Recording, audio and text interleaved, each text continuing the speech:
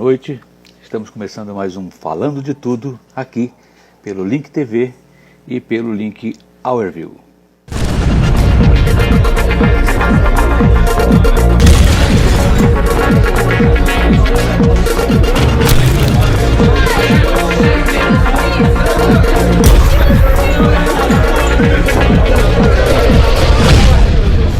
Meu amigo Jansen Leiros. Grande Lincoln Lira. E aí, meu amigo, tudo bem? Tudo bem, graças a Deus, cara. Cara, a gente passa tanto tempo se falando pelo WhatsApp, mas faz falta essa interação de eu olhar pra tua carinha. Não, e faz falta também há muito tempo que eu não te vejo pessoalmente, né, Jansen? Muito Isso aí perdeu de vista já, né? E é sempre muito bom estar com você. A gente tinha alguns almoços célebres, né? Onde a gente estava, que chegava até o final da tarde, né? Aquele almoço era muito bacana. Qual era o nome daquele lugar que a gente ia? É um pé sujo ali, não tem nome não. Quintanilha, né? Era na Quintanilha, não era? Quintanilha, pé sujo da Quintanilha, né? Pô, maravilhoso, maravilhoso. É o pé sujo mais gostoso que eu já comi na minha vida. Aquele frango bem servido, né? Aquela batata Muito frita, uma coisa, bom. um feijão caseiro, né? Era Comi legal. uma vez um contrafilé lá que desse tamanho, parecia um bistecão daqueles do Fred Flintstone. Um filé de brotossauro. Quem gostava do contrafilé também era o Del Cordeiro. Ele gostava. Grande Del Cordeiro. Tá me devendo, eu tenho que chamar o Del Cordeiro para fazer aqui uma live com ele. Uma live, o grande Del Cordeiro. Vou fazer uma live com ele. Você tá bem? Como é que passou a semana? Tô bem, graças a Deus. Semana passada foi melhor do que a outra, né? Graças a Deus. Foi um pouco corrida, assim, porque foi aniversário aqui da minha esposa e do meu filhinho, mas foi bem, foi tudo bem, graças a Deus. Graças a Deus. Antes da gente entrar no nosso assunto propriamente dito, eu hoje fiquei sabendo de uma coisa linda que eu não sabia. Paulo Leonel me disse que você que batizou. Foi. Você o batizou. Foi eu que batizei o Paulo Leonel e foi numa circunstância muito legal. Porque, na verdade, a gente tinha pré-programado o batismo de um outro rapaz, que era do Raimundo. Porque eu liderava um grupo, como se fosse uma célula, um grupo caseiro, na casa do saudoso Marconi, o pai do Raimundo. E eu tinha combinado com o Raimundo porque a gente tinha uma mentalidade que, quando a pessoa estava numa maturidade bacana de conversão, a gente não criava formalidade para batizar, não. Se tivesse oportunidade, batizava. E a casa tinha piscina. Então tinha esse facilitador. Mas assim, nada forçosamente não. Eu tinha falado para ele, se você se sentir à vontade, eu vou fazer o convite. Se você quiser, a gente faz. Com o Raimundo. Nesse dia, o Paulo Leonel foi no grupo. Ele tinha ido uma vez ou outra, e eu já conhecia da TV, sabia que ele tinha uma aproximação ao cristianismo, mas eu sabia que ele não era um cara muito efetivo da igreja, assim, não tinha... Qual igreja? Ele não frequentava uma igreja. Ele tinha uma conversão genuína, assim, né? Ele conviveu com Caio Fábio, com pessoas importantes, mas ele nunca tomou uma decisão em relação a isso. E ele estava se aproximando da gente, tinha ido a algumas reuniões e tinha ido no domingo algumas reuniões. E ele foi nesse fatídico dia. Nesse dia, a minha palavra foi sobre batismo, sobre o simbolismo, que eu hoje... Thalita Braga nos assistindo aí, um beijo grande para Thalita. Que bacana. Beijo, Thalita. Você é feríssima. Aí, ele foi nesse dia, eu falei sobre batismo, e eu abri o convite. Eu falei, quem tiver o desejo de querer ser batizado, eu, que não for batizado e quer ser batizado, se tomar a decisão hoje, eu batizo. E aí, ele, daquele jeitão dele, ele falou, Lincoln, eu quero ser batizado. Eu não acreditei, cara. Porque que legal. Aquela história para tirar peso da consciência, né? Porque o meu convite era já pré-estabelecido com o Raimundo. Mas aí o Paulo Leonel falou, eu quero. Aí eu pedi ao Raimundo um short e uma camiseta, e fomos, eu e eles dois, para a piscina, e eu o batizei. E a partir dali, ele realmente tomou uma decisão no sentido de seguir a Jesus e ficou efetivamente na igreja até os dias de hoje. Graças a Deus. Graças a Deus, que bacana. Que história bonita. É. Quando ele me contou, achei tão bacana. Que a gente falou hoje pelo WhatsApp. E ele contou isso. Ele vai participar aqui comigo da live na quarta-feira, dia 29, falando sobre, Pô, é muito legal. falando sobre perspectivas das mídias Legal. agora aí, né, pós-pandemia. Porque ele está envolvido nas mudanças, né, nas coisas. E ele é um cara de um conhecimento muito grande, né? De um conhecimento muito vasto. A gente não pode trabalhou com abrir mão do conhecimento dele. Ele trabalhou com a Tezuki Yamazaki na área de cinema. Ele foi um dos implementadores da Vindi, da TV Vindi, do Caio Fábio, que foi um marco na televisão cristã, de conteúdo cristão no Brasil. Trabalhou lá muitos anos na Boas Novas. Eu cheguei lá, eu era mais antigo que ele, mas ele ficou lá, acho que 10, 11 anos. Eu fiquei 12. Eu comecei a fazer debates lá com ele. Ele foi que me chamou. Um abraço aí para Elizabeth, que está nos assistindo também. Um abraço, Elizabeth. Boa noite. Obrigado. Bom ter você aqui. Então, ele é um cara assim, muito fera. E ele, para mim, é um case, assim, é uma referência nesse sentido. Principalmente nesse assunto de batismo, né? Essas pessoas que defendem que a pessoa, para se batizar, tem que fazer um curso e não sei o quê. Eu mesmo fiz na minha adolescência. Eu penso completamente diferente hoje. Eu participei de classe de catecúmenos. Eu também. Durante um ano. Eu fiquei durante um ano. Eu nem lembro quanto tempo fiquei. Durante um ano. E depois fui professor dessa classe também. Por um breve período. Mas eu hoje entendo, na minha caminhada cristã, como pastor, que se a pessoa se decidir e ela quiser, eu batizo ela na hora. Inclusive, se quiser que ser com um copinho d'água, eu pego um copo d'água e batizo. Não tem problema nenhum. Ou seja, você está tanto no exército quanto na marinha, né? Para você tanto faz. Tanto faz. Porque biblicamente você tem os dois exemplos. Né? Isso aí é até bom porque evita qualquer tipo de discussão, né? Tem as duas possibilidades e um abraço. Se tiver imersão, eu faço por imersão. Se não tiver imersão, tiver só um copo d'água, o que eu acho é que o que eu creio é que... Eu já batizei gente que não conseguia levantar da cadeira, teve que ser exatamente na mãozinha mesmo. Exatamente. Eu acho que se a pessoa está decidida no compromisso e fala, confessa publicamente que ela deseja ter a Cristo Jesus como Senhor e Salvador da sua vida, eu acho que ela está apta para ser batizada. Isso é legal. Legal, muito bacana. Bom, a gente tem que tirar um dia para debater esses assuntos aqui, né? Porque já que falando de tudo, a gente pode trazer temas eclesiológicos, teológicos, o que a gente quiser, né? Temática nesse sentido, estamos prontos. A Thalita está falando, o que vale é o ato aí. Bacana, Thalita, obrigado. Thalita, um beijo para o Humberto, seu esposo, um beijo para sua mãe, para o seu pai. Muito bom ter você aqui. A Thalita fazia comigo sons e produções na época do Ligue TV.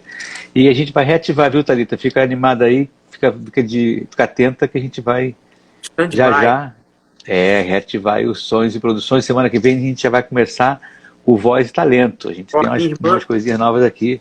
Liane Lira, que legal ter você aqui, Liane. Um beijo, que bacana, obrigado. O Valmar, na verdade, do Pingo d'Água, tem um pastor feríssima. Legal, obrigado, Valmar. Seu principal ferramenta de vida é um cara também que está aqui, é feríssimo. Bacana. Vamos trazer mais temas desses que a gente gosta de falar, né? Se a gente trouxer desse tema, vai ter que fazer 5 horas de live aí pra gente, não vai ter a menor dúvida. Mas deixa eu te trazer um assunto já para a gente começar a esquentar aqui os tamborins dos nossos corações. Semana passada a gente presenciou ou a semana passada, ou 2 semanas atrás, eu não lembro bem, que um engenheiro civil e a sua esposa tiveram um bate-boca com um agente da prefeitura, né, ou do estado do Rio, não lembro exatamente, eu acho que era da prefeitura. E desobedeceu o cara, desacatou o cara. Assim, o cara era engenheiro civil, né? E ela funcionária, eu acho que funcionária ligada à prefeitura, ela, né? Não sei. Eu sei que exatamente eles desacataram um agente que estava lá para observar aglomerações e tal, já nessa fase de liberação que nós estamos, e ele foi, coitado, execrado, né, por esse casal. Falaram absurdos a ele. Eu acho que essa moça foi até dispensada da empresa, se eu não me engano, teve desdobramentos.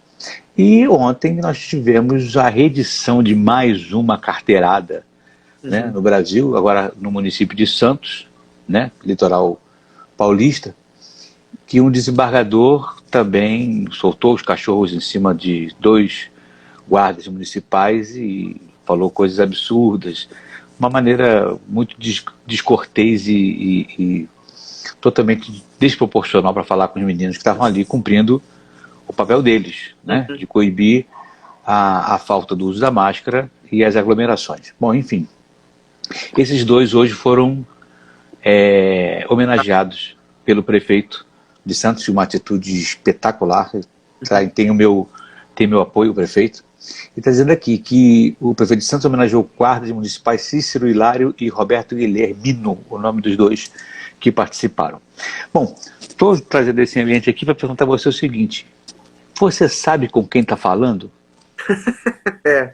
É uma coisa muito peculiar aqui no Brasil, essa coisa do sabe com quem está falando. Mas eu acho que ela tem muito a ver com a cultura do colonialismo, né, no Brasil, né, que tem a ver com essa cultura de uma certa falta de respeito pela função que as pessoas desempenham na sociedade. É um efeito cascata, né, porque eu, às vezes, Jansen, é aquilo que a gente sempre conversa por aqui. Eu fico sempre de olho naquela pergunta que você faz, né? A quem interessa a notícia? Né? Então, eu sei que o prefeito de Santos, ele tem outras polêmicas sobre ele, mas isso é uma pauta adorável para ele mudar o foco como uma cortina de fumaça. Não justifica o fato. Eu acho que o judiciário no Brasil, ele precisa ser repensado, esses cargos de judiciário, porque eles se sentem verdadeiros deuses, né? É verdade. A caneta na mão, e eles, às vezes, julgam para um lado e para o outro, e sem um parâmetro, porque um julga para um lado, outro julga para o outro, não tem nem como dizer, eles se defendem numa subjetividade da lei ou num artifício da lei, mas o que eu quero dizer é que eles se sentem pessoas assim, acima... intocáveis. E acima da própria lei, né? Então, é muito triste a gente acompanhar situações como essa, num país que caminha para um aperfeiçoamento da sua democracia. Algo que a gente precisa aprender é esse respeito, né? A gente precisa ter respeito pelas pessoas, independente do que elas fazem. Se ela está executando um serviço simples, se é um assistente, um auxiliar de serviços gerais, ou se ela é presidente de uma companhia, ou se ela é um fiscal, ou se ela é um policial. Eu acho que nós devemos desenvolver, e eu acho que isso tem a ver também com a cultura do reino, tá? Tem com a cultura do reino. A gente ter o respeito às pessoas. Eu acho uma falta as autoridades. Eu acho, Romanos 13, né? Eu acho uma falta de sensibilidade humana e uma falta de respeito numa sociedade que se diz democrática, o cara mandar essa. Sabe com quem está falando? Agora, nós vivemos também, eu sempre falo isso com você, a gente vive o outro lado também. Às vezes, os cidadãos, eles são desrespeitados, né? Abuso de poder, que já é outra história. Exatamente. É outra ponta do iceberg. É outra ponta. E aí, muitas vezes, as pessoas elas, se baseiam nessa... Sabe com quem está falando? Porque elas lutaram a vida toda para chegar nesse lugar, para poder se defender daquilo que elas historicamente foram condicionadas a sofrer. Então, eu acho que a minha resposta para isso tudo é que nós precisamos avançar no respeito, né? Então, o cara ali está cumprindo a função dele, ele está cumprindo a lei, aquilo que foi designado. E o outro tem que respeitar. Agora, eu me lembro uma situação, por exemplo, que ficou famosa, de um policial que foi prender um carro de um cara do judiciário e a lei, eles não podem prender o carro, eles não podem levar seu carro, isso é contra a lei, mas eles ameaçam nesse sentido, por outros interesses. E aí o cara do judiciário foi tão violento que ele falou assim, não, então é o seguinte, eu vou levantar todos os carros que estão aqui na blitz da polícia e todos os carros estão presos, porque todos estão ilegais. Aí ele levantou todos os carros que estavam parados da polícia, aí ele mandou prender todos os carros que estavam ali. Quer dizer, é o sujo querendo fazer cumprir a lei do mal lavado. Sabe? Achincalhar o mal lavado. Exatamente. É o sujo falando do mal lavado. É o que muitas vezes acontece. Eu não sei se você fez de propósito, eu tenho uma opinião um pouco diferente, mas a gente pode deixar para outro dia aquela situação ali da vigilância sanitária. Eu deixo uma pergunta aí para a nossa audiência, as pessoas que nos acompanham. A vigilância sanitária serve para quê? Se alguém um dia conseguir me responder, aí eu mudo de opinião. Mas não é aquela resposta que eu quero pronta, não. Fiscalizar a questão da comida. Eu quero o objetivo final. Se alguém conhecer esse assunto, por favor, coloque aqui. Eu mudo de opinião se alguém me explicar para que serve a vigilância sanitária. E existem mais entidades que eu posso falar sobre isso. É que eu não vou entrar na polêmica. Mas tem um modelo... Isso sairia um pouquinho do nosso trilho hoje. Mas é um tema bastante interessante para a gente trazer. Até porque eu acho que em todas as fiscalizações no Brasil, não só na vigilância sanitária, mas em outros órgãos de fiscalização, falta muito do apuro didático da abordagem. Né?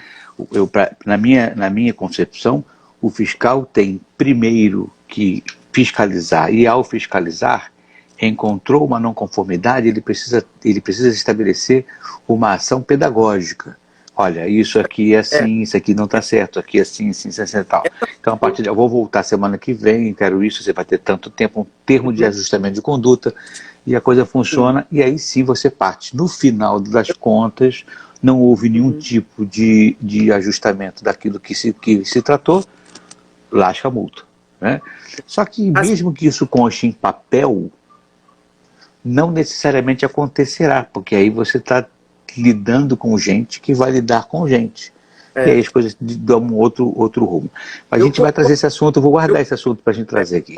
Só para encerrar, eu concordo com esse assunto da questão didática, da função, vamos dizer, primária, um primeiro passo da fiscalização, no sentido de educar o cidadão, contribuir e tal. Concordo com você.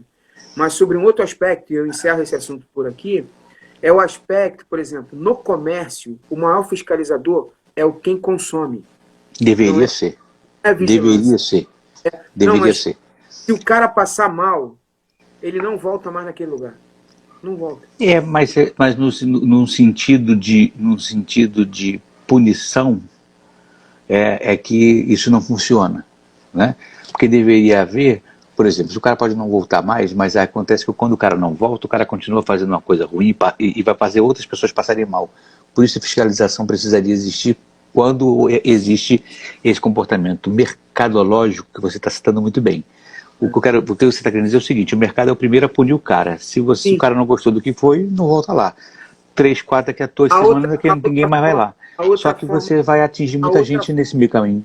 A outra forma punitiva, Jansen, outro dia a gente conversa, não funciona.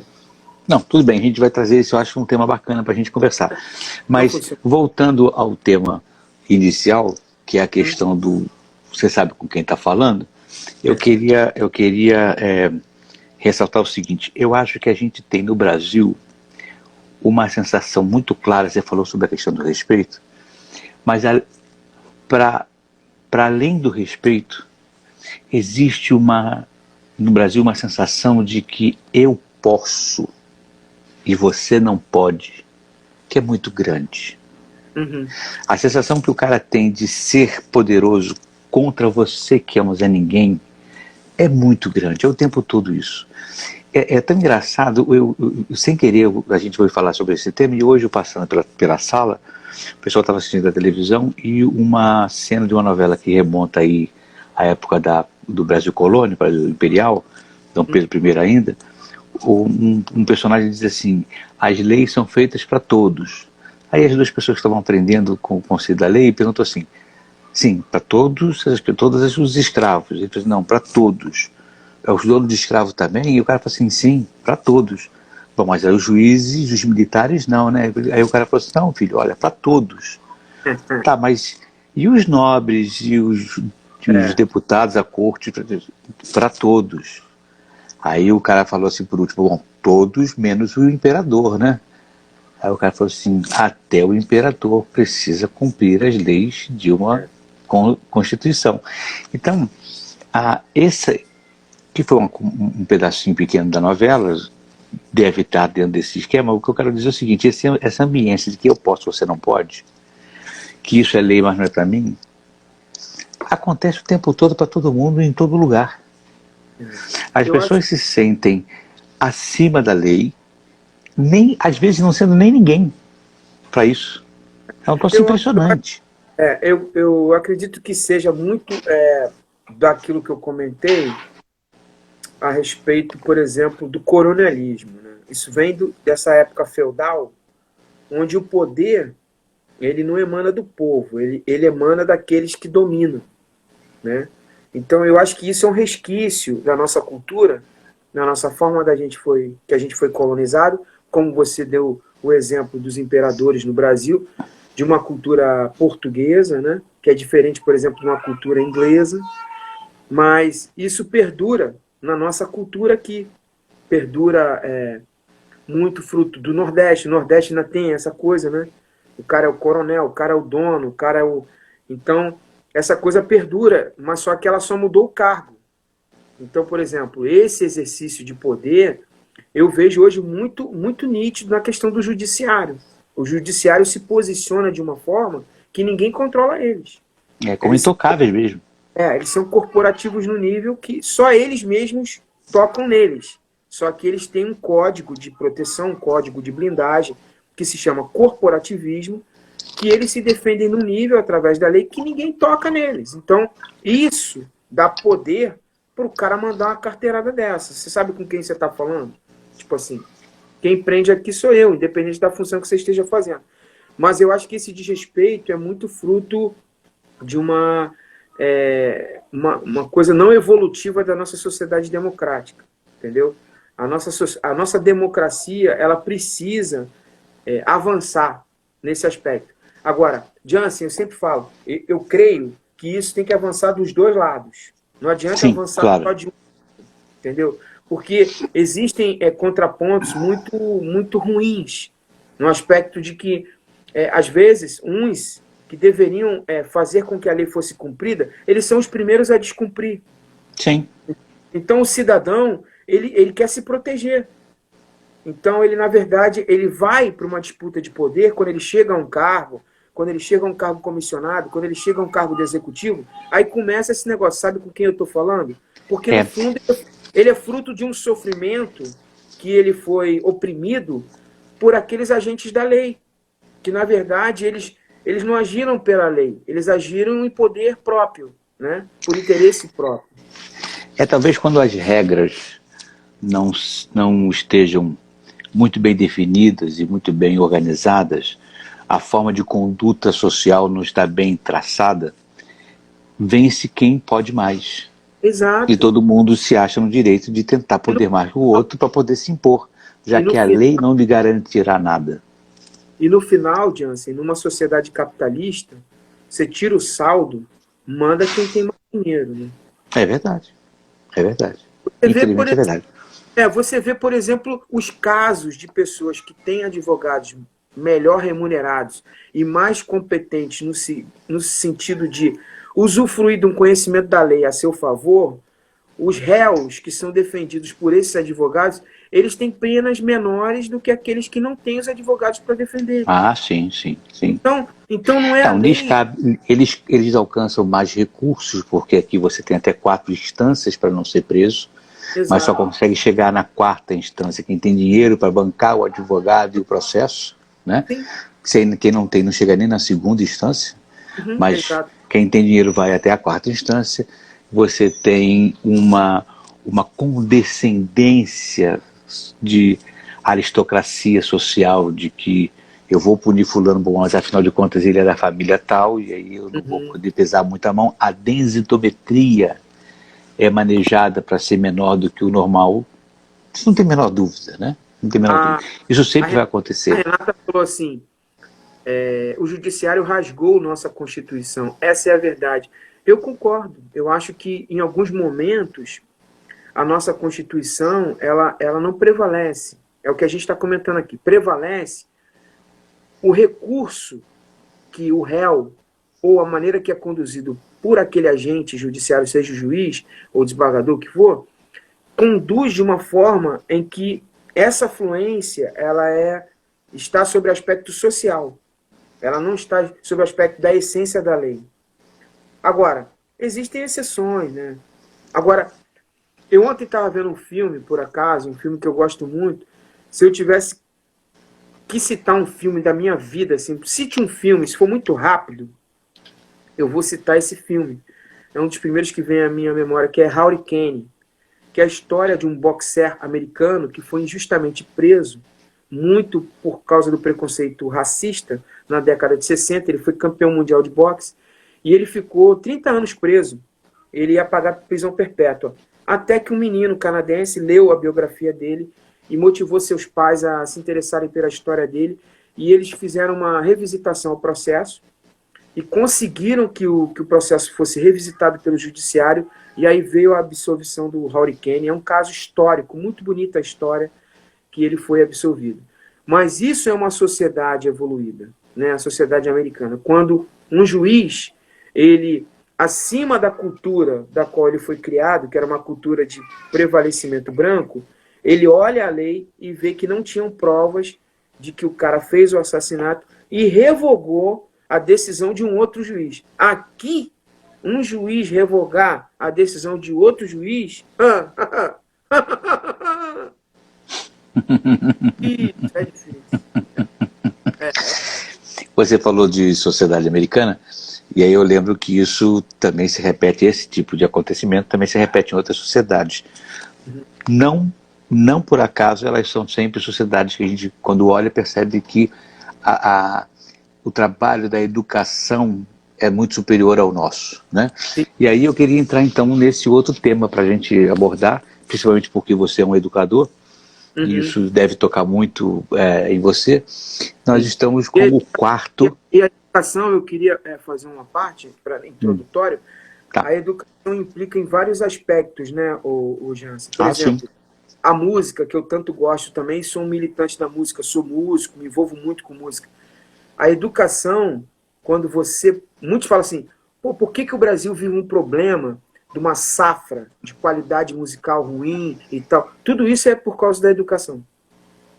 Isso toca na educação, não tem dúvida. A educação, ela vai maculando, ela vai diminuindo a cultura de um povo sobre vários aspectos, né? Sim, você diminui a qualidade das letras, você diminui a capacidade de percepção e contemplação do mundo como visão cosmológica, de cosmovisão, na verdade. Isso. E aí vai empobrecendo tudo, empobrece a letra, empobrece o ritmo, empobrece os arranjos, empobrece tudo. Os acessos encurtam. Empobrece a capacidade sensorial. Né? Aquela pessoa que prova um sorvete italiano e fala, não vi diferença nenhuma. Porque a degustação dela nunca teve acesso a um sorvete top italiano. Aí ela toma o sorvete italiano, ela não tem cultura para comer aquilo. Entendeu? Ela acha que sorvete é tudo igual. Não tem experiência, ele quer botar o sorvete na barriga. Isso é que ele quer. Essa questão da educação é complicada. Mas nós estamos aqui na semana que inaugurou o quarto secretário, o quarto ministro, na verdade, da educação. Inclusive, que ele já está com Covid. Ele é evangélico, né? Ele é evangélico. Ele está com Covid, inclusive, anunciou hoje, né? Infelizmente. Agora, as notícias são muito grandes. Uma delas diz... Meu amigo Barreto, falou assim, precisamos de mais escolas militares com recurso do Fundeb. É provocação, porque o Fundeb acabou de ter problema hoje. É provocação, isso é provocação. Um abraço para o meu amigo Rubens PNT Carrari, que está aí com a gente também. Legal. Grande Rubão, que aliás, qualquer dia desse eu vou trazê-lo aqui também na live do link. Legal. Então, esse camarada, eu tenho percebido que ele tem um desafio enorme, né? Porque se ele durar até o final, ele tem 2 anos para fazer valer a pena o governo Bolsonaro no quesito educação. Eu acho, veja bem, Ele já tem menos tempo para agir. Isso é uma fala, eu vi que você pegou um gancho da fala do, não sei se foi do Merval ou do outro. Não, essa é do Merval. Do Merval, Mas eu não tô concordando com ele, mas existe um quê de desafio, claro. Não, existe um quê de desafio, mas você colocar sobre 2 anos é provocativo também. Porque se não, ele só tem 2 anos. Ele só vai ter 2 anos. Não, mas não sei, mas se o Bolsonaro... O Rubens está dizendo que está no plantão da Covid. Se o Bolsonaro for reeleito, ele vai ter mais 4. O que eu quero dizer é que você não pode pegar um aparelhamento da educação de, sei lá, 4 mandatos e colocar na conta de 2 anos para resolver. Não. Eu não estou dizendo isso. Eu talvez não tenha sabido me explicar. O que eu estou querendo dizer é o seguinte: o governo Bolsonaro ainda não conseguiu criar uma emblemática atuação. A gente tem uma presença aqui mais do que ilustre, que é a Adélia Fischer. Acabei de fazer uma live com ela, uma pianista excepcional. Eu vi. Lindo. Bacana. Clássica, excepcional. Musicou um grande circuito de peças importantes de teatro, por exemplo, uma peça do Rock in Rio, foi ela que fez a orquestração, a parte musical, a direção musical. Várias peças de teatro que tem trilhas sonoras bacanas, essa área de música na área teatral. A Adélia tem um trabalho bacaníssimo. Bem-vinda, Adélia. Obrigado. É uma instrumentista assim de mão cheia, eu sou fã do trabalho dela. Então vai participar dos Sons e Produções com a gente. Pode, claro. E ela fala desse assunto da educação, porque a gente, falando da educação, tem a ver com a nossa educação musical, né? Sim, muito. Eu vi isso de perto. Em 2 anos, não dá para refazer um conceito na educação que nós estamos vivendo sobre sobre a forma que foi conduzida a educação durante os últimos anos. Sim. Agora, acho também que ele tem um desafio pela frente, até porque as mudanças, né, as várias mudanças, fizeram com que a gente não tivesse uma diretiva, né? É isso que eu estou querendo dizer. O governo Bolsonaro ainda não implementou. Quando o Marcelo Barreto fala essa questão das escolas militares, eu sei aonde ele quer chegar. OSPB. Exatamente, ele quer chegar e que houve e eu entendo desse assunto, houve uma tendência pedagógica das nossas escolas muito pela área subjetiva, pela área criativa. Não que eu seja contra, mas o outro remo, que é a pedagogia da disciplina, que é a pedagogia racional, ela foi colocada de lado. E as escolas ela foi desconstruída. Na verdade, ela foi desconstruída. Porque quando você perde matérias na escola, como OSPB e Moral e Cívica, que ensinavam você os seus direitos cidadãos, a forma de você respeitar o direito do outro, né? E a ter uma civilidade, né? Um comportamento cívico, cidadão, e aprender a como funciona a organização social política do Brasil, você enfraquece essa postura disciplinar que você falou e faz uma confusão sobre a alçada dos poderes. Porque antes eu cresci aprendendo SPB e moral cívico, ou seja, eu sei qual é a alçada de um prefeito, qual é a alçada de um governador de estado e qual é a alçada do presidente. Eu sei qual é o papel do legislativo, sei qual é o papel do executivo e sei qual é o papel do judiciário. Quando eu desconstruo essa estrutura de Estado na cabeça do cidadão que vota, eu posso, como juiz, agir no lugar do legislador, eu posso, como legislador, agir no lugar do executivo, eu posso, como executivo, usurpar o poder e o direito sobre legislativo e judiciário, ou seja, vira uma bagunça que ninguém sabe quem é. Aí o camarada é candidato à prefeitura e diz que vai melhorar a economia, a economia do país. E o camarada entra na história porque ele não sabe que o prefeito não tem competência para fazer isso, não porque ele não seja bom, porque ele não tem alçada. Que Então, nem o, essas maluquices que nem interessam a quem desconstruir essa visão. o vereador que quer discutir política nacional, por É, exemplo, aí a ele saúde. vem discutindo, É, não vai chegar a lugar nenhum, né? ele quer discutir o orçamento nacional da saúde, quer dizer, É, não diz respeito ao mandato e ao exercício daquilo que ele faz, né? Por falta de conhecimento. E o que o Marcelo coloca também provocando, o Barreto, aqui, o Barreto Soares, fala, por exemplo, do hino nacional, que eu sou contemporâneo, a gente estudava na mesma escola pública, ali no Engenho Novo, Sarmiento. Então, a gente cantava o hino nacional. E essa desconstrução também passa por uma desconstrução patriótica, no sim. sentido do amor ao Brasil, do amor às coisas do Brasil. E é incrível que você falar sobre isso hoje, parece que você está com um discurso conservador. Eu não estou falando de conservadorismo. Não. De jeito nenhum. Acontece que quando você desconstrói o sentimento patriótico, a pessoa passa a se importar consigo mesma, única e exclusivamente, não com o outro. Então o papel social de que você precisa viver numa sociedade que para todo mundo tem que ser bom, isso fica desconstruído e cada um luta por si. No que eu luto por mim e não por você, eu aceito propina da saúde que vai matar a pessoa por falta de remédio, mas eu já ganhei o meu e vou comprar o meu barco, quero mais que se dane. Então, quando você entra nesse espectro de desrespeito social, de falta de patriotismo, todo mundo manda e ninguém obedece, e é cada um por si, e vira uma bagunça. E aí nós não temos sociedade consistente para mudar esse estado de coisas. E diante disso só serve para quê?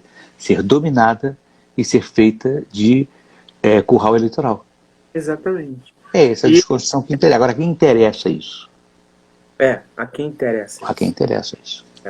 A educação, ela passou por um processo de desconstrução desses conceitos disciplinares e patrióticos. Se questiona a tendência desse conteúdo, é um outro assunto. Por exemplo, mas o SPB e Moral e Cívica ensinava a favor do militarismo e do conservadorismo. Isso é outro assunto. Tem que buscar a isenção. Exatamente. Mas a disciplina permanece pertinente. Mas foi mexida a estrutura. Foi desconstruída a estrutura. E nessa desconstrução da estrutura, eu acho que 2 anos para esse ministro exige muita coisa. Entendeu? Como, por exemplo, eu sempre falo aqui, a pirâmide do Brasil, ela inverteu. Qual pirâmide, Lincoln? A pirâmide da educação. Então, a maior base de investimento do orçamento nacional está nas universidades.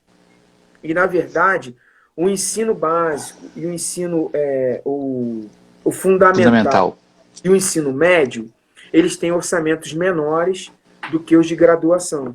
Quando, na verdade, o déficit de profissionais de execução no Brasil é um déficit no ensino médio, na profissionalização, que é profissionalizante.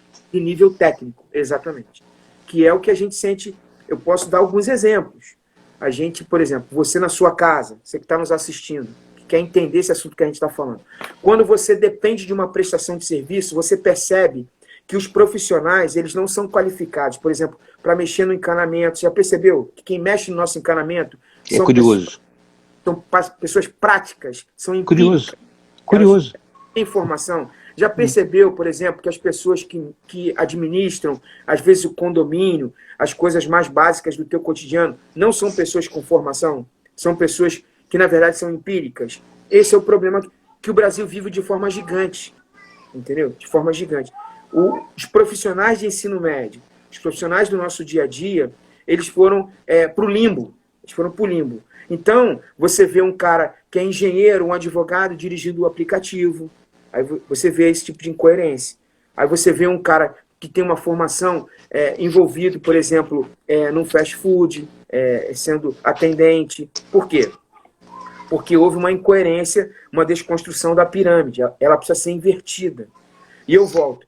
No olhar municipal, o que a gente precisa olhar é, por exemplo, as crianças. As nossas crianças, elas precisam estar na escola. Então, quando você vê, por exemplo, a estrutura orçamentária das rendas, hoje, as maiores responsáveis por rendas são as mulheres, mais do que os homens. Porque Com o advento do divórcio e as separações, os relacionamentos que não têm durabilidade, no sentido de matrimônio, as mães ficam com os filhos. É o mais natural. E o que acontece na maioria das vezes? São elas as responsáveis pelas rendas. E elas não têm onde deixar seus filhos. Aí começa todo o problema. Porque as mães não conseguem estudar para se ter uma profissionalização de nível médio e os filhos têm uma dificuldade de criação. Eles são largados, porque não existem creche e o ensino básico está largado. Então aí começa todo... Aí não adianta E aí não vai chegar lá na faculdade. Fico numa discussão Ou hoje, se chega totalmente comprometido a ponto de você chegar no terceiro ano de uma faculdade e o camarada ter dificuldade de saber ler de entender o que está lendo. interpretar o texto. E outro problema, Jansen, assim, é uma graduação que, por exemplo, o cara é graduado, mas ele não consegue se encaixar na demanda profissional da nação, na demanda econômica da nação.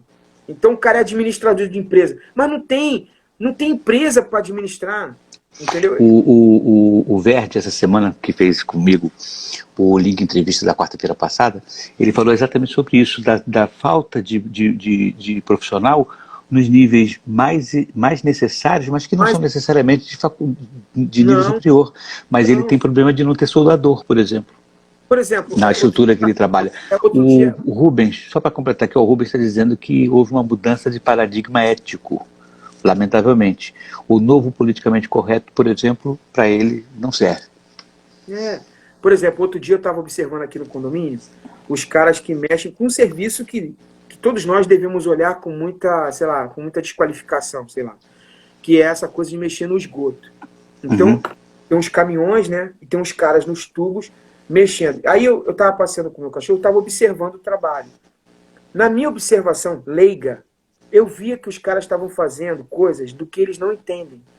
Eles não sabem, por exemplo, aquela tubulação, de que maneira foi construída. Eu via pela discussão, eu via pela forma com que era conduzido, de que maneira deveria ser feito. Eles não têm acesso ao mapeamento de edificações, não têm noções básicas técnicas de edificação, não tem. Então, é um serviço que aí volta e meia, o que acontece? Volta e meia dá problema, entendeu? Porque é mal feito, porque a vazão de esgoto que acontece aqui, de repente, foi mal dimensionada. Então, a maneira que eles fazem é uma maneira assim, precária, no sentido de toda hora estar precisando. E aí, isso é um efeito cascata que nós, na sociedade, nós sofremos, todos nós sofremos com esse hiato no quesito educacional e no quesito profissional da vida da nossa sociedade. Todos nós. Imagina, e nós estamos numa metrópole, imagina outras cidades do interior o que não sofrem. Poxa. Impressionante. É impressionante que sofre. Eu acho que a gente sofre não só na questão da falta do serviço, como na prestação de serviço ruim que a gente tem, péssima que a gente tem, e que gera um custo muito grande na sociedade, porque o mesmo serviço é feito 2, 3, 4 vezes.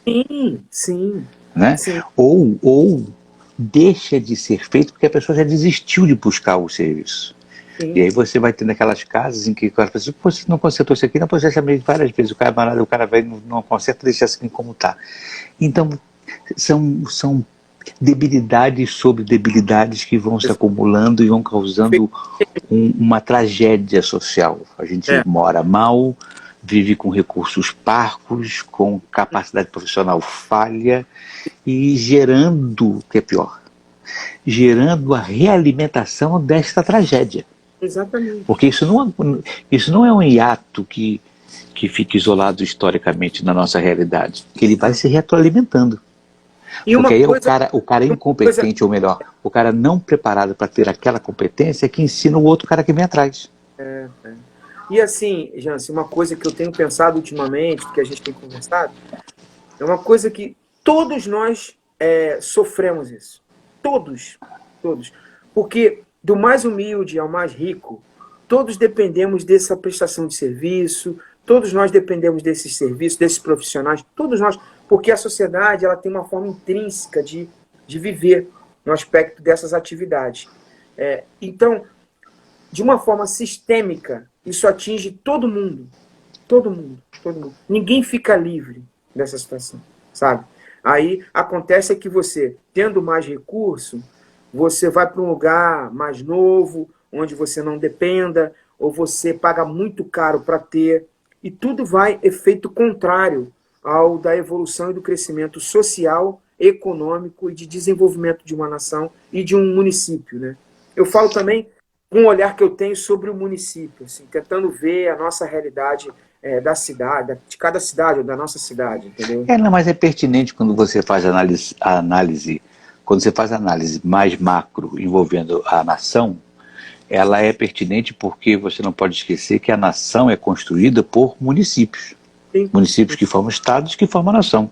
Quando você tem esse efeito, quando você tem esse sintoma, como você bem avaliou, esse sintoma você enxerga na nação, é porque isso já aconteceu nos estados e municípios. Uhum. O primeiro a se beneficiar dessa contraformação, essa reformulação do processo, vão ser os municípios, que tem que acontecer lá primeiro.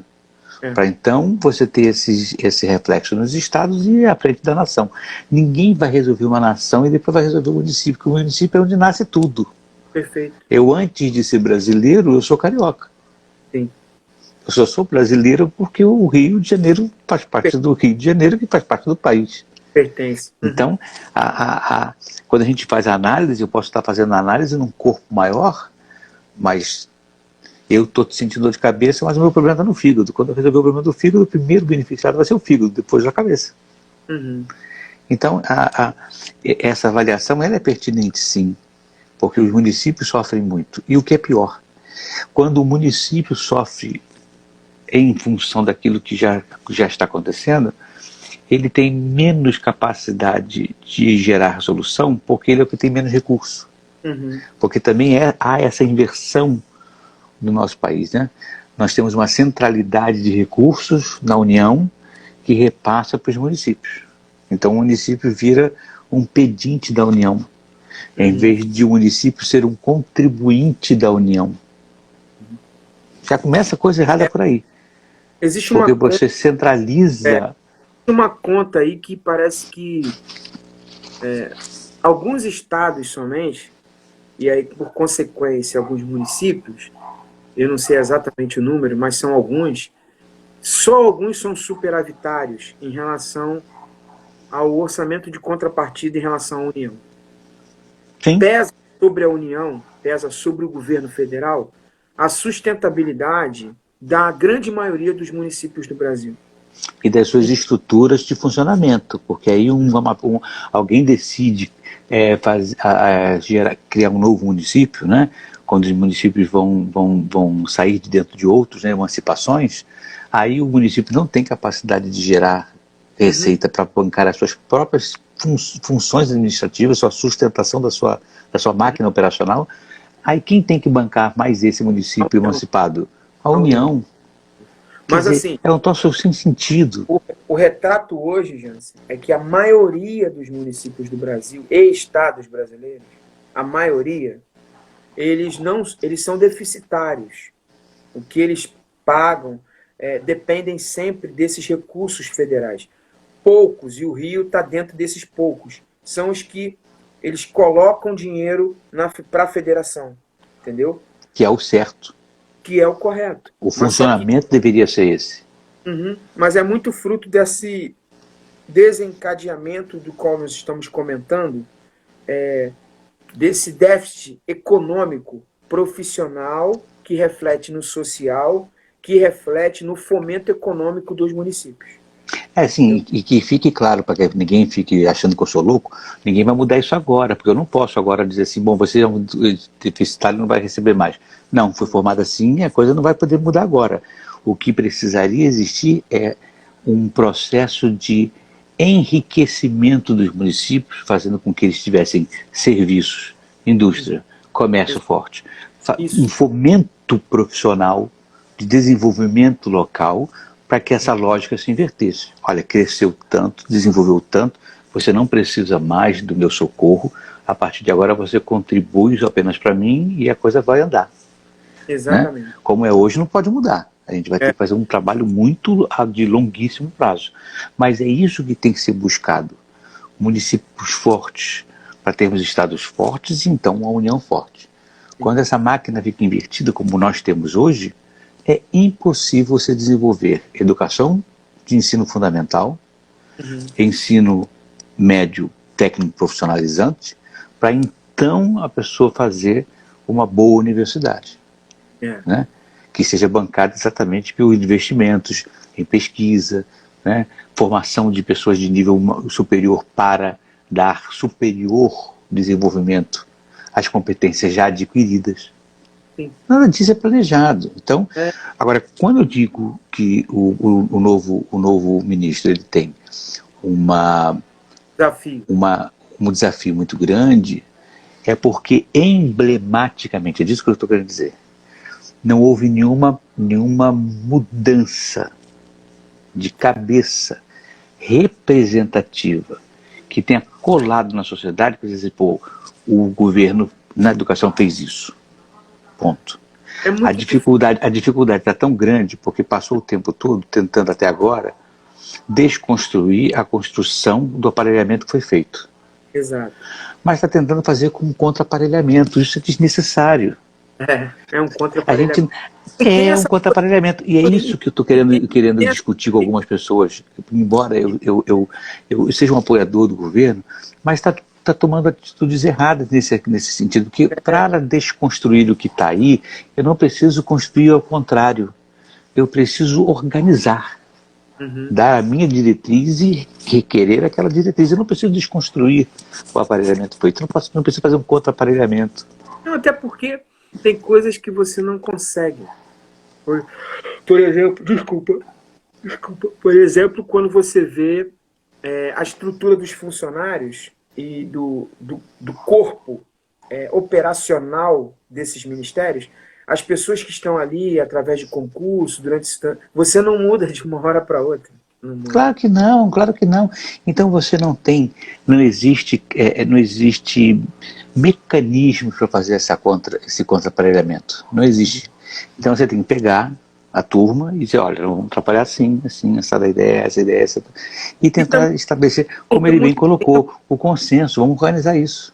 E a gente está perdendo muito tempo também com essa questão da mídia bater na questão da figura do cargo, né?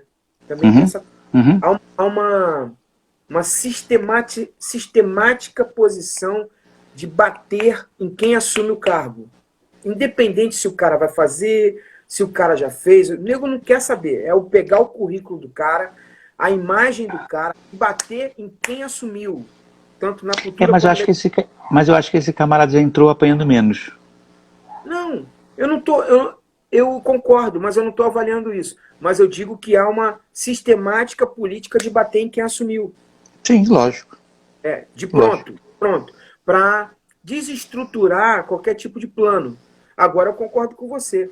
Isso faz uma cortina de fumaça, porque é tanta troca que não houve nenhum plano acerca do que vai ser feito com relação a essas áreas no Brasil.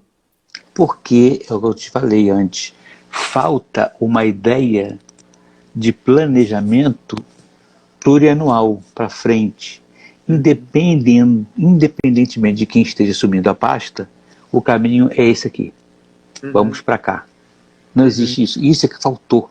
Faltou essa organização, dizendo nós queremos ir para cá. Vamos por aqui. E aí eu posso tocar 2, 3, 4 vezes, não serviu, mas é para aqui que eu quero andar. Se isso existe, não foi passado à nação. Se isso existe, o povo brasileiro não está acompanhando.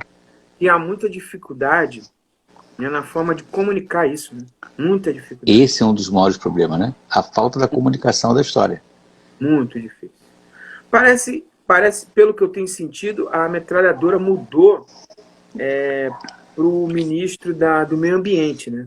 Eu tenho sentido essa metralhadora nos setores do meio ambiente, com a questão das queimadas na Amazônia e tal. Porque são os balões de ensaio que a gente falou semana passada.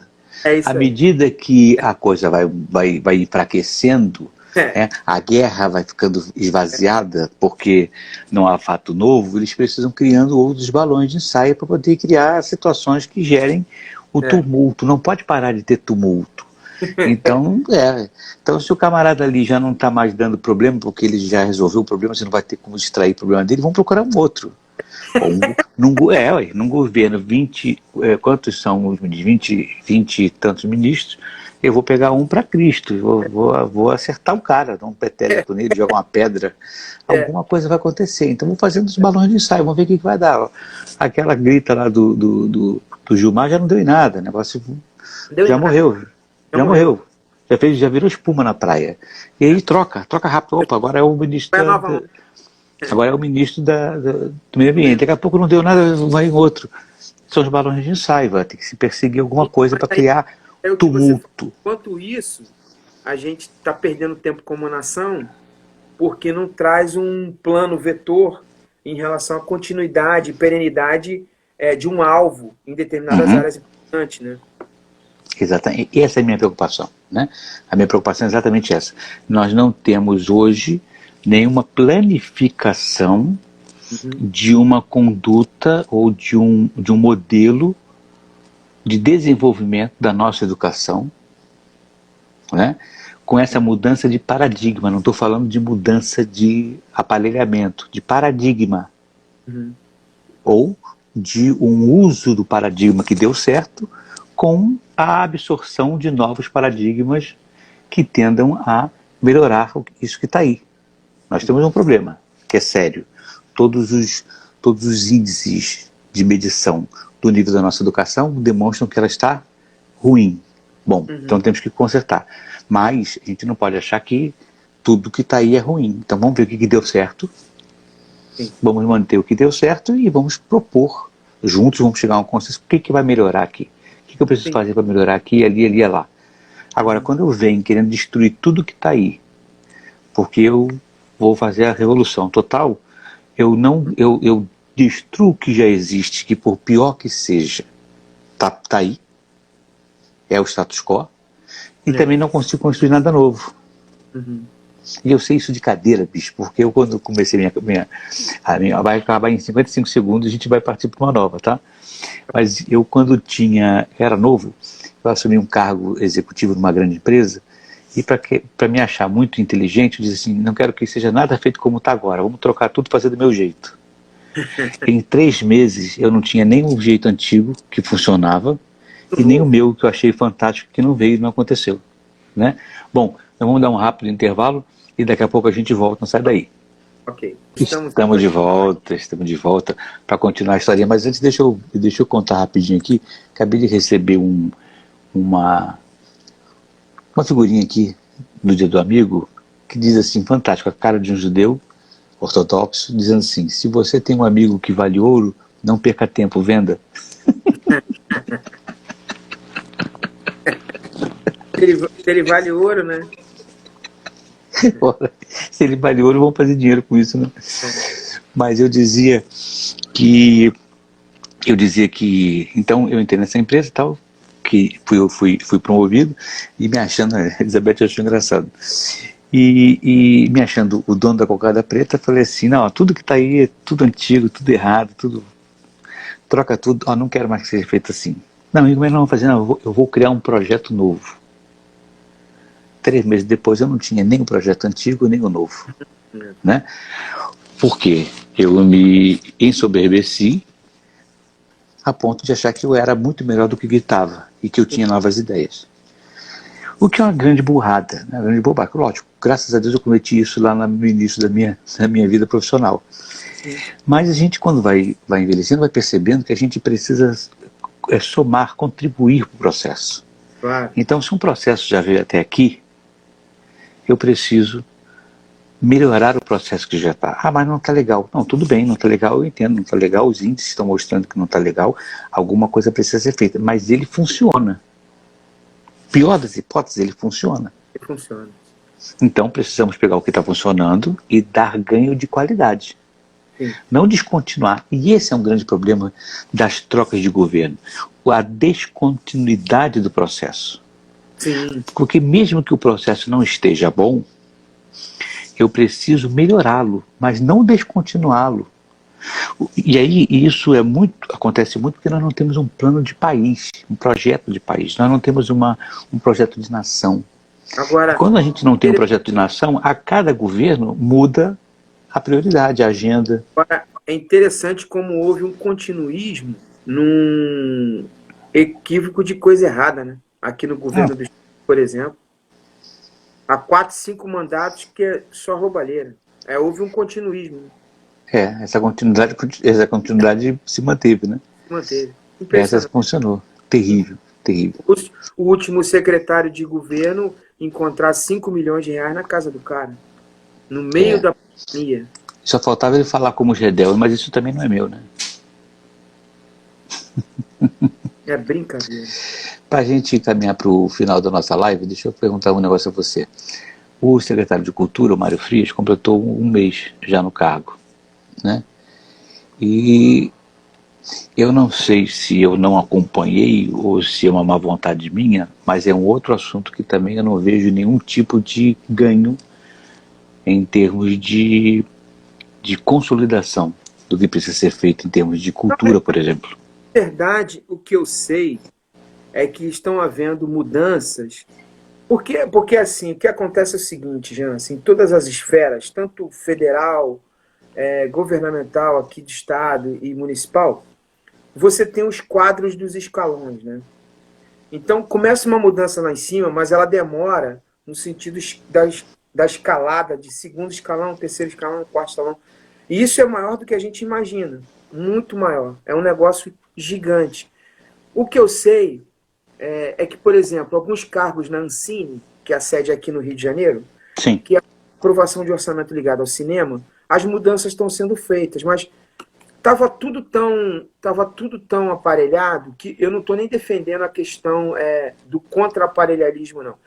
Mas o que está sendo feito é o levantamento do que aconteceu, porque o negócio é tão emaranhado que não se sabe exatamente em que pé que está.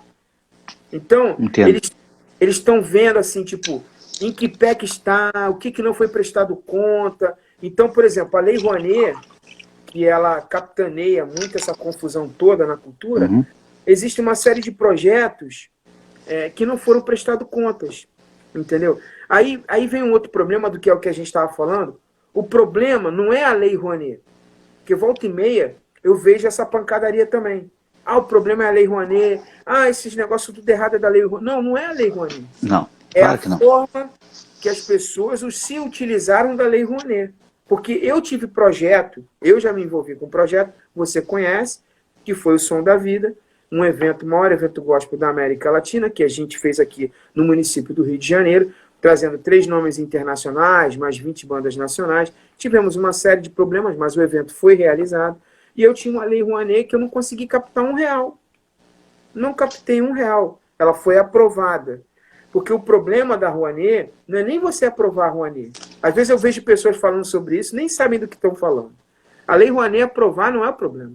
O problema é o segundo passo, quando você vai captar. A captação era carta marcada. Entendeu? Então, o problema não é a lei. O problema é a forma que essa lei foi utilizada. Para quem foi utilizada. Entendeu? O direcionamento do benefício da lei. Exatamente. Mas aí aquela história. O botão tá ruim. Em vez de consertar o botão, os caras estão rasgando a camisa. Entendeu? Rasga toda a camisa porque o botão tá ruim. Não, pô. É só o botão que tá ruim. É redirecionar o botão na casa certa. Mas a camisa, ela serve. Mas aí a crítica vem no nível de, não, a camisa tá errada, rasga a camisa e tal. Então, no sentido mais genérico, é o que eu sinto que às vezes há uma crítica sobre isso. E eles estão... As notícias que eu tenho da cultura é no aspecto que eles estão dando conta em que pé está. Que vai ser um processo muito lento. Você concorda que uma auditoria de tanto tempo vai precisar de tempo e não pode parar enquanto está fazendo auditoria? Esse é que é a minha preocupação. Esse é um problema. A minha preocupação é que nós estamos criando um hiato enorme de produções culturais, de acessibilidade à cultura. Nós estamos passando por uma pandemia em que a cultura praticamente cessou. né? Praticamente cessou. Nós temos aí algumas lives sendo feitas e tal, mas quando isso acabar, ainda vai ser pior, porque o mercado cultural, ele vai sofrer muito, mas muito, porque você imagina, teatros com 500 lugares só vão poder usar 150, pela questão do distanciamento social. Você vai, mas só acontece que você continua com o mesmo tempo, com a mesma quantidade de tempo e de turnos de espetáculo. Como é que vai funcionar? E aí a gente vai criar um buraco muito grande. Esse troço vai ser difícil de voltar. Você vai ter salas deficitárias. E aí a tendência é fechar. É fechar, porque não vai dar lucro. Vai fechar. E aí fecha sala, fecha teatro, vai descontinuar formações de artista e por aí vai. E por aí vai. Você vai ter o efeito consequências tão grandes. Então eu acho que nesse aspecto devia estar sendo pensado alguma coisa. Eu não vejo nada sendo pensado nesse. Entende o que eu quero dizer? Nós estamos num momento num momento de exceção muito grande, que precisava existirem cabeças que estivessem pensando, e agora? Por exemplo, e aí? Aqui independente de quem foi que trouxe até aqui, quem não foi, quem não trouxe. Uma área que eu gosto, dessa que eu estava falando, aqui no município do Rio de Janeiro, a cidade, ela, como algumas outras cidades do Brasil, mas aqui existe uma vocação na área de serviço, na área do turismo e na área dos eventos, né? Na área cultural. Da cultura. É uma característica da nossa cidade. Então, a nossa cidade, ela já vinha sofrendo. Então, com a pandemia, essas áreas, elas sofreram mais. Se a gente fosse Minas Gerais, por exemplo, é uma Belo Horizonte, por exemplo, é uma cidade, e algumas cidades de Minas Gerais, têm uma característica de envolvimento, por exemplo, com supermercadistas. Então, esse é um setor que não sofreu, pelo contrário, ele só se beneficiou. Porque, no fundo, você vai no supermercado e os preços estão mais altos. Pô. Sim. As pessoas estão comprando mais, ficando em casa, consumindo mais, e os caras aumentam o preço. Então, tinha que pegar essa cadeia. É aí que falta esse tipo de cabeça. Eu não vejo pessoas no governo com essa cabeça. Essa cadeia que não foi atingida, ela tem que contrabalançar com a outra que foi atingida. Aí é disso que funciona o Estado. O Estado funciona assim. Para equalizar as circunstâncias, né? Exatamente. Ele traz igualar as oportunidades. Ele traz o equilíbrio do funcionamento. E não adianta o cara do supermercado achar egoisticamente que ele vai ser prejudicado, não. Porque se o artista não ganhar, um setor grande de êxodo não vai mais no mercado dele para comprar. Essa boçalidade é que tem que acabar. Entendeu? Agora, deixa eu te falar uma coisa que... É uma boçalidade que o cara só pensa no mundo dele. Não, o cara tá falando que vai me cobrar mais imposto. Eu vou te cobrar mais imposto. Porque o teu segmento foi o único que não parou. Então você teve um crescimento de renda. Você tem que contribuir para aquele que parou. Mas eu vou pagar mais pelo outro? Não, você não vai pagar mais não, o animal. Porque o que compra em você tá sem dinheiro para comprar, o burro. Bozó. O bozó, o monstro. Porque porque é uma mentalidade boçal. Porque o cara acha que a diminuição econômica da cidade onde ele está, aquilo... Não vai atingi-lo. Ele não vai se dar bem. Entendeu? E no caso do Rio de Janeiro, nós temos uma característica muito forte que você estava falando, e que demonstra um defeito, como se o Rio de Janeiro tivesse um defeito físico grave, né? Porque o Rio de Janeiro não se sustenta com indústria, não tem indústria forte, né? Ele não tem, e o comércio dele é totalmente dependente de serviço. A vocação do Rio de Janeiro é cultura e turismo. Isso. E são os dois setores mais mal planejados e explorados quase que de todo o Brasil. Perfeito. É um troço impressionante. Nós temos um turismo fraquíssimo.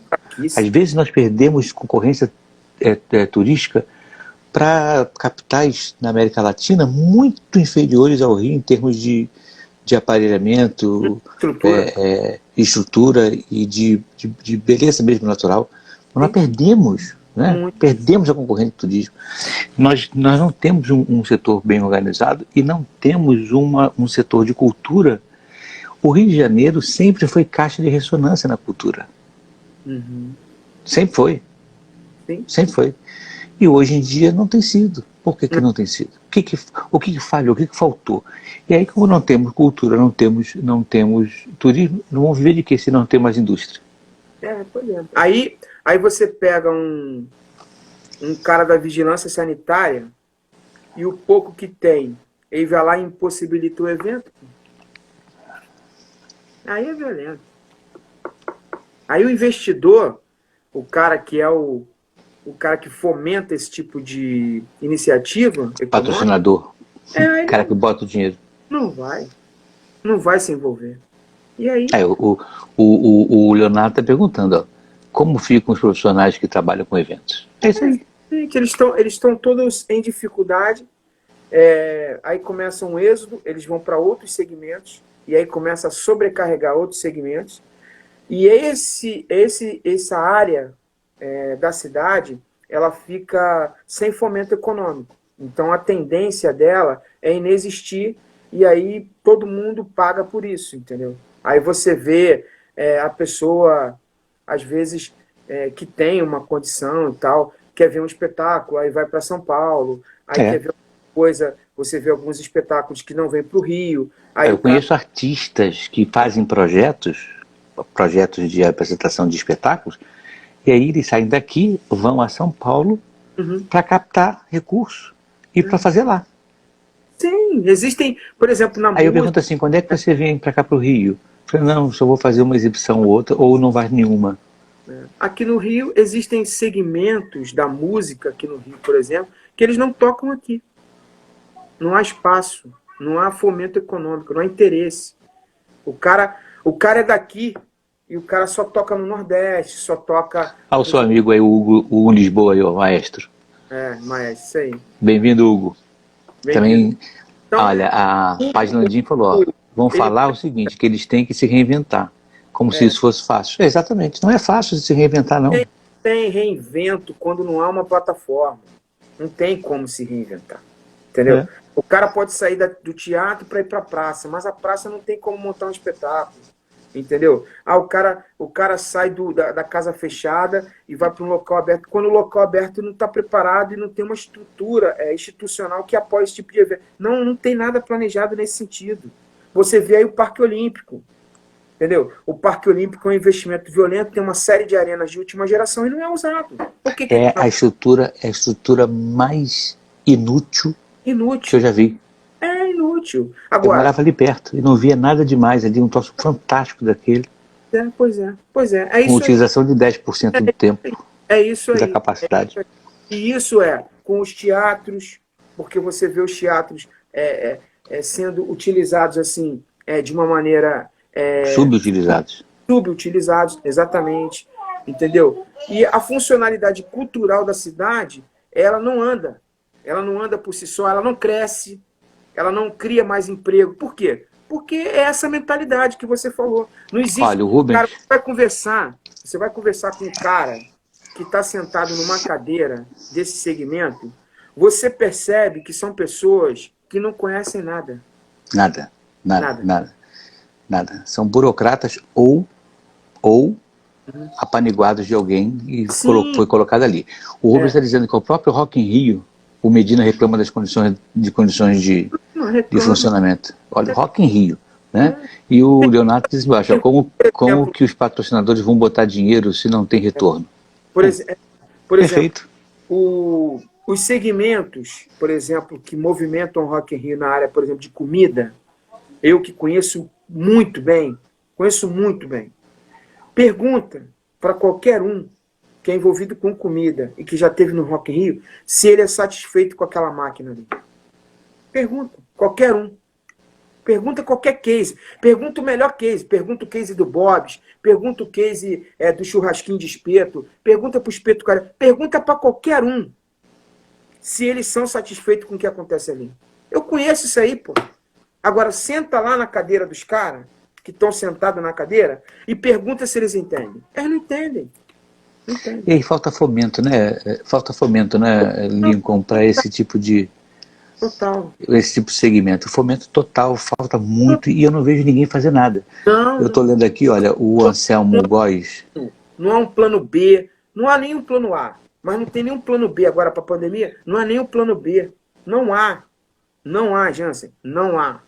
Não há. Pois é. Digo, aquilo que tem, é como a gente falou, está subutilizado e a tendência é inexistir. Infelizmente. Infelizmente. Então, a gente precisa de mudanças. Agora, o que é pior disso tudo, para a gente terminar. Segundo o especialista, sociólogo Domênico De Masi, nós vamos, em um momento muito próximo da história, entrar numa zona de aumento do tempo ocioso por falta de necessidade de passar mais tempo trabalhando por conta das automatizações, que vão não só reduzir o tempo de serviço das nossas atividades diárias, como vão também diminuir muitos postos de trabalho. O que é que ocupa esse espaço ocioso da vida da pessoa? Cultura e entretenimento. Cultura e entretenimento é o que ocupa o espaço. Né? Você visitar museus, você assistir filme e tal. E não vai ter ninguém trabalhando isso. Aí o que vai ser desse povo ocioso? Aí vem aquela conta que qualquer economista, macroeconomista, costuma usar como argumento. O dinheiro, ele não evapora. Ninguém bota fogo em dinheiro. Então o que acontece? As nossas economias que a gente gasta com cultura e entretenimento, a gente dá para o americano quando a gente paga o Netflix. Entendeu? Então, todo o nosso dinheiro, que era para ver um espetáculo nacional, um espetáculo municipal, a gente não vê porque não tem. Não nos é oferecido. O dinheiro não circula aqui. Aí você paga a assinatura de Amazon Prime, você paga a assinatura de Netflix, que é o dinheiro que vai lá para fora para bancar Hollywood. Então, o dinheiro, ele vai para outro lugar, porque ele não some. Mas esse fomento econômico de cultura, internamente, por causa dessa mentalidade atrofiada, é o que acontece. Por isso que a nossa cultura, tanto na música, nas artes plásticas, na dança e agora com os eventos, nós estamos indo por um caminho muito ruim. É fruto disso. Então, quando vem... Isso vai aumentando a nossa preocupação, né? Quando vem o Circo du Soleil, tem 4 brasileiros, 5 brasileiros. Por que os brasileiros estão lá no Circo du Soleil? Por conta disso. Entendeu? Por que os músicos estão envolvidos nas trilhas de Hollywood brasileiros? Por conta disso. Porque não há fomento econômico aqui. Entendeu? Então, e isso é em todas as áreas, seja no cinema, seja no teatro, seja nas artes plásticas, na música, tudo. Infelizmente. Aí o que acontece?